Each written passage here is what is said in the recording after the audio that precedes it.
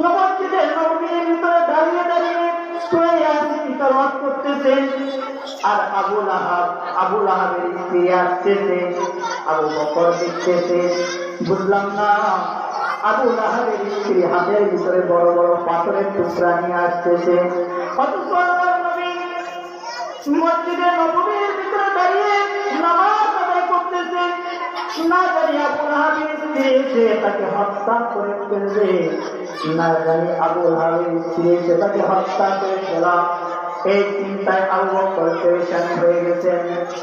আল্লাহর নবী সাল্লাল্লাহু আলাইহি ওয়াসাল্লাম সুরিত মধুর কণ্ঠে যখন কোরআন তেলাওয়াত শুরু করে দিয়েছেন, আবু লাহাবের স্ত্রী আয়েশা বলতেছে, আবু বকর, এইখানে না মুহাম্মদুর রাসূলুল্লাহ সাল্লাল্লাহু আলাইহি ওয়াসাল্লামকে দেখলাম, ওই এখন দেখা যায় না।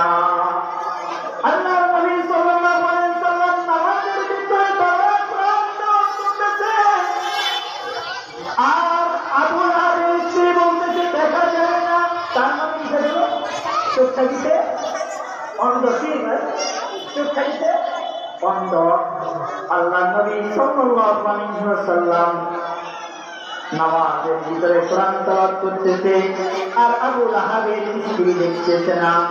এবার আবু বকর বলতেছে, যেহেতু দেখতেছে না, আর দেখানোর কোনো দরকার কি নাই।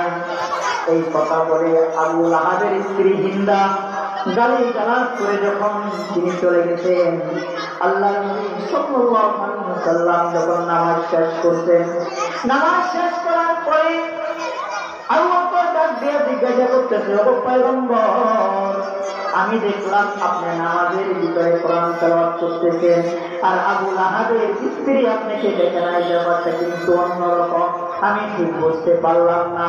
তারপরে আল্লাহর নবী সাল্লাল্লাহু আলাইহি ওয়াসাল্লাম বলে, ও আবু বকর শুনো, আমি যখন কোরআন তেলাওয়াত করি, আকাশের মালিক আল্লাহ, আসমান থেকে দল ফেরেশতা আমার চতুর্পাশে বেষ্টন করে রেখে দিয়েছে। কারণ আল্লাহ তাআলা সঙ্গে সঙ্গে কোরআনের আয়াত নাযিল করে দিয়া বলেন, ওয়া ইযা ক্বারা'তাল কুরআনা জা'আলনা বাইনাকা ওয়া বাইনাল্লাযীনা লা ইউমিনুনা বিল আখিরাতি হিজাবান মাসতুরা।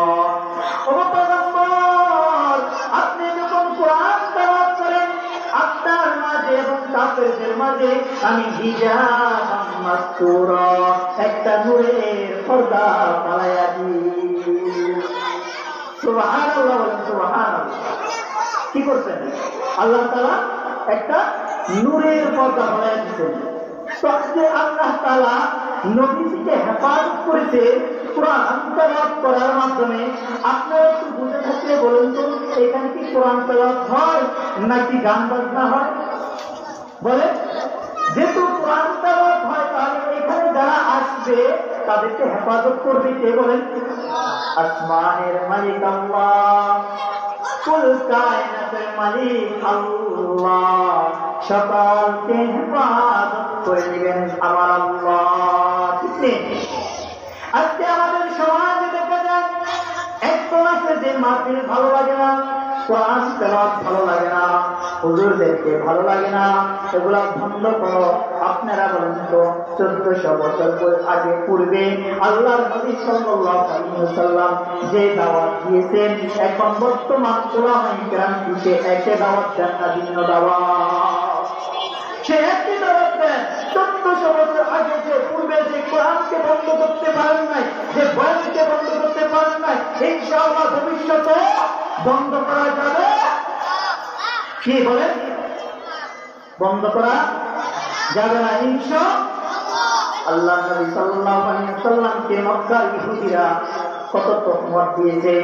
আবু জাহেল সাহেবা উতবা বলতেছে, মক্কার ভিতরে একজন পাগল আছে, তোমরা কেউ পাগলের কাছে যায় না, গেলে কি হবে? সে মানুষকে আকৃষ্ট করে ফেলা, সে কোরআনের বয়ান শোনা, সে আমাদের দেশ বিরুদ্ধে কথা বলে, তো তার কাছে গেলে কি হবে? সে তোমাদেরকে ইসলামের দাওয়াত দিবে, ইসলামের ভিতরে দাখিল করবে, ইসলামের ভিতরে প্রবেশ করবে। অতএব তোমরা তার কাছে যেও না, যদি যাও তোমরা পথভ্রষ্ট হবে। বলেন না নাউযুবিল্লাহ। আল্লাহ নবী সাল্লাল্লাহু আলাইহি ওয়াসাল্লাম এমন ভাবে দাওয়াত দিতেন, মক্কার ইহুদি কাফেররা সকলে জোর বেঁধে আল্লাহ নবী সাল্লাল্লাহু আলাইহি ওয়াসাল্লামের কোরআনের তেলাওয়াত এবং দাওয়াত শুনতে। সময় তার ছোট্ট একটা ঘটনা বলি, এই ঘটনা পরে আমি আমার সংক্ষিপ্ত আলোচনা শেষ করব ইনশাআল্লাহ। মক্কার ভিতরে একবার হযরত তুফাইল ইবনে আমর রাদিয়াল্লাহু তাআলা আসলেন। কিলে তুফাইল ইবনে আমর রাদিয়াল্লাহু তাআলা মক্কায় আসলেন। তুফাইল ইবনে আমর রাদিয়াল্লাহু তাআলা নানার বাড়ি ছিলেন মক্কাতে। উনি যখন আসলেন, আসার পরে ওনার নানি, নানা ভাই, মামারা বলতেছে, তুমি এই সময় আসা তোমার ঠিক হয় নাই। বলতেছে, কেন এই সময় আসা ঠিক হয়? বলতেছে, মক্কার ভিতরে এমন একজন পাগল আছেন, মক্কার ভিতরে এমন একজন জাদুকর আছেন, যে জাদুকর নাকি তার বয়ান শুনলে, তার প্রাণ তেলাওয়াত শুনলে সে তার প্রতি আকৃষ্ট হয়ে পড়ে, সে তার ভক্ত হয়ে যায়, সে তার পাগল হয়ে যায়। আমার নবীকে তারা জাদুকর বলে, আমার নবীকে তারা মাজনুন বলে, আমার নবীকে তারা পাগল বলে। তারপর আমার নবী কখনো কোনোদিন তাদেরকে কষ্ট দেন না। আওয়াজ দিয়ে বলেন ঠিক কিনা? মক্কার ভিতরে যখন আসলো আমার বলতেছে, তুমি এবার চলে যাও, তুমি মক্কার ভিতরে বেশি দিন থাকতে পারবে না। বলতেছে, যেহেতু আসছি আমি একটু বাইতুল্লাহকে তওয়াফ করে যাই। বলতেছে, যাইবা, তবে শর্ত আছে। কি শর্ত? তোমার কানের ভিতরে আঙ্গুল দিয়া তুমি বাইতুল্লাহ তওয়াফ করবা, নয়তোবা যদি ওই মুহাম্মদ ওই পাগলের কণ্ঠে তুমি তেলাওয়াত শুনো, তুমি কিন্তু আর স্থির থাকতে পারবে না, তুমি তার ধর্ম গ্রহণ করবা। বলতেছে, ঠিক আছে, আপনাদের শর্ত আমি মানলাম। কি করতে হবে বলেন? তো কানের ভিতরে একটু আঙ্গুল দিয়া থাকবা, আর চারটা সব করবা, সব করার পরে তুমি চলে আসবা। তুফাইল ইবনে আমর রাদিয়াল্লাহু তাআলা মক্কার ভিতরে চলে গেলেন। মক্কার ভিতরে গিয়ে এরকম তোয়াফ করতেছেন, পার্শ্ববর্তী এলাকায়, পার্শ্ববর্তী স্থানে আল্লাহ নবী সাল্লাল্লাহু আলাইহি ওয়াসাল্লাম মধুর কণ্ঠে কোরআন তেলাওয়াত করতেছেন। সুবহানাল্লাহ। আল্লাহ নবী কত সুন্দর করে কোরআন তেলাওয়াত করতেছেন।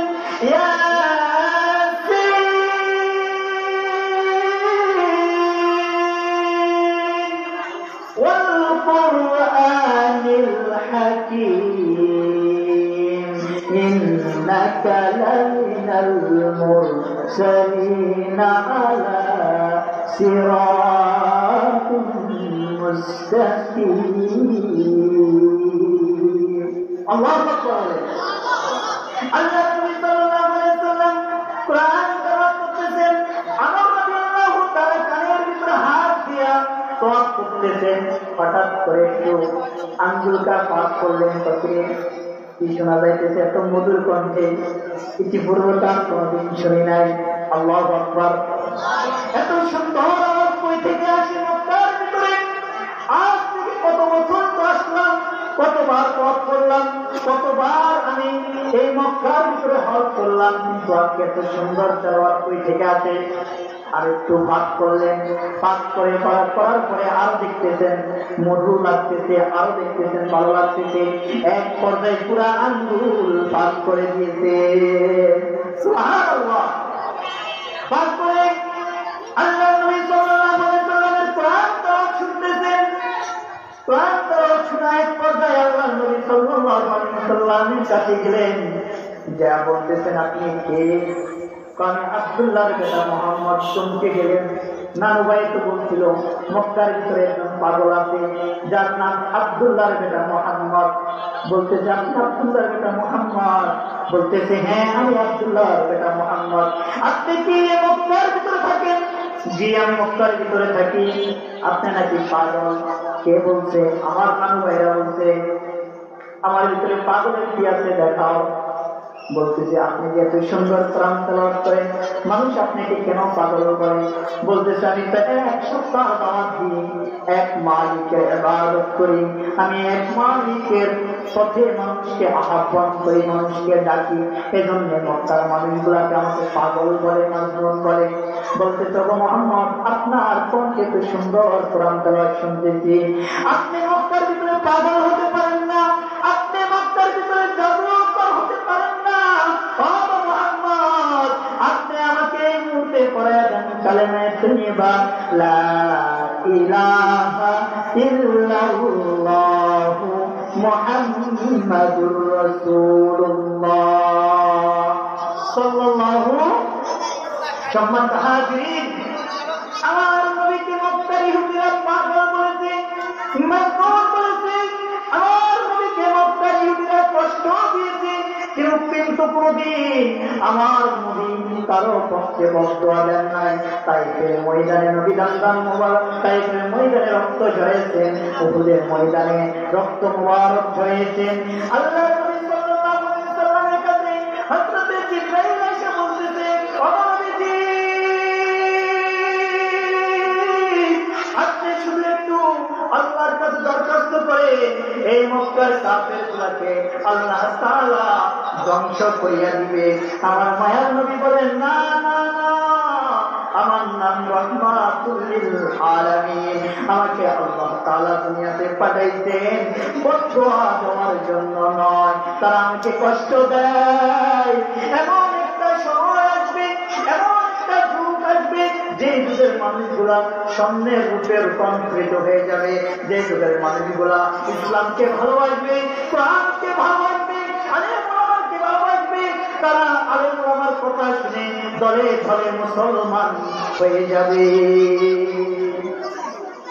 দলে দলে কি হয়ে যাবে বলে? আমি মুহাম্মদ কোনদিন তাদেরকে বদদুয়া দিতে পারবো না, আমি মুহাম্মদ কোনদিন তাদের জন্য বদদুয়া করতে পারবো না। আমার নবী কেমন নবী ছিলেন? রাহমাতুল লিল আলামিন। আল্লাহ নবী সাল্লাল্লাহু আলাইহি ওয়াসাল্লাম এত মায়ার নবী ছিলেন, এত দয়ার নবী ছিলেন।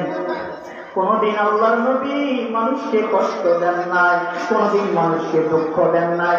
আমরা সেই মুহাম্মাদের উম্মত হইয়া আমরা আপনাদেরকে বলতেছি, আপনারা যতই বিরোধিতা করেন আমরা আপনাদেরকে কষ্ট দিব না। হাতে ধরে পায়ে ধরে বলবো, বাজান আপনি আসেন, কোরআনের মজলিসে আসেন, কোরআনের কথাগুলো শুনেন, দেখবেন আপনার জীবন, আপনার দিলটা পরিবর্তন হয়ে যাবে। ঠিক না? সম্মানিত হাজিরিন, আমি যে কথা বলতেছিলাম যে কোরআনের মজলিসে থাকলে তাহলে কি হবে? আল্লাহ তাআলা কি করবেন? আল্লাহ তাআলা কি করবেন? আপনাকে আমাকে সকলকে হেফাজত করবেন ইনশাআল্লাহ। কি ইনশাআল্লাহ? এই জন্য বেশি বেশি কোরআনের মজলিসে থাকবো ইনশাআল্লাহ। ঠিক আছে? যতক্ষণ আলোচনা শুনবেন থাকবেন। একটা তো তাবিজ বলে আল্লাহ নবী বলেন, কোন বান্দা যদি, কোন উম্মত যদি কোরআনের মজলিসে আইসা আলেম ওলামাকে দেখতে আসে, ঘর থেকে বের হয়, সে আমাকে দেখতে আসলো। কাকে বলেন? আল্লাহ নবীকে। অর্থাৎ আমরা যারা আসছি আলেম ওলামাদের চেহারা দেখবো, বরকত নিব, এই খুশিরা হয়তো আল্লাহ তাআলা আমাদেরকে মাফ করে দিবেন। আল্লাহ তাআলা আমাদের সকলকে কথাগুলা উপর আমল করার তৌফিক দান করুন। সকলে বলুন আমিন।